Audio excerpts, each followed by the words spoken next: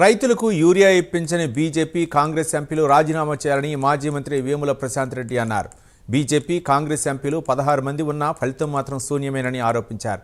ప్రధాని మోదీ పక్కన ఉంటారని చెప్పుకునే ఎంపీ అరవింద్ నిజామాబాద్ జిల్లాకు యూరియాను రప్పించాలని డిమాండ్ చేశారు. బాల్కొండ నియోజకవర్గంలో యూరియా కొరత తీవ్రంగా ఉందని రైతులు వాపోతున్నారని, రైతులకు ఇంత ఇబ్బందులున్నా ప్రభుత్వాలు పట్టించుకోవటం లేదని ఆగ్రహించారు ప్రశాంత్ రెడ్డి. బీజేపీ ప్రభుత్వం, రాష్ట్రంలో ఉన్నటువంటి కాంగ్రెస్ ప్రభుత్వం, రేవంత్ రెడ్డి ప్రభుత్వం తీవ్రంగా విఫలమైంది. ఇవాళ ఇద్దరు కూడా రైతుల గురించి పట్టించుకోవట్లేదు. చాలా ఆశ్చర్యం ఏంటంటే కాంగ్రెస్ పార్టీకి 8 మంది ఎంపీలు ఉన్నారు, బీజేపీ పార్టీకి 8 మంది ఎంపీలు ఉన్నారు ఈ రాష్ట్రం నుంచి.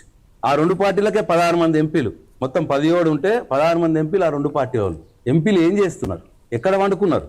రైతులు ఇంత ఇబ్బంది పడుతుంటే కేంద్రంలోకి వెళ్ళి ప్రధానమంత్రి మీద ఒత్తిడి తెచ్చే బాధ్యత మరి వాళ్ళ తెలంగాణ నుంచి గెలిచిన ఎంపీల మీద లేదా అని చెప్పి నేను అడుగుతా ఉన్నా. కనుక కేంద్ర మంత్రి పదవులు మీకు, రైతులకు ఒక యూరియా బస్తా తేలిన మీరు కేంద్ర మంత్రి పదవులు ఎందుకు మీకు?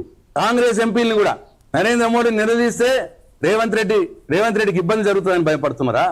రేవంత్ రెడ్డికి ఉన్న బెయిల్ క్యాన్సిల్ అయిపోయి రేవంత్ రెడ్డి లోపలికి పోతాడని భయపడుతున్నారా మీరు? ఎందుకు నరేంద్ర మోడీని మీరు నిలదీస్తలేరు?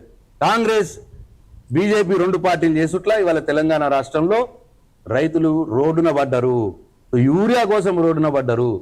ఇప్పటికైనా నేను డిమాండ్ చేస్తా ఉన్నా బీజేపీ ఎంపీల్ని, నిజామాబాద్ ఎంపీ అరవింద్ని పోయి నరేంద్ర మోడీని ఒప్పించి రాష్ట్రానికి, నిజామాబాద్ జిల్లాకి కావలసినటువంటి యూరియాని తొందరలోనే తీసుకురావాలని చెప్పి నేను డిమాండ్ చేస్తా ఉన్నా. లేకపోతే బీజేపీ ఎంపీలారా మీ ఎంపీ పదవులకు రాజీనామాలు చేయండి. మీ అర్హులు కారు ఎంపీలుగా ఉండటానికి. రైతుకు యూరియా